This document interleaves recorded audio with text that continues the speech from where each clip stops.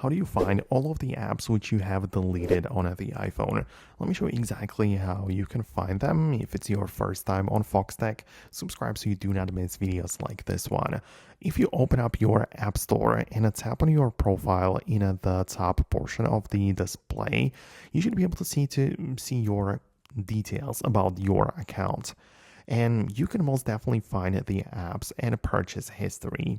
So if you proceed with all of the apps, you are going to be able to browse all of the apps which you have ever downloaded onto your phone. So you can see that it's likely going to be a very long and extensive list, but if there is something which you have had and downloaded from this app or from App Store and then decided to remove it, then it's still going to be listed in here. And yeah, it is something which you can always come back to. So some of the apps which I still keep likely have the update button next to it, but if I deleted them, then I can only see the cloud icon, meaning that I can re-downloading this again.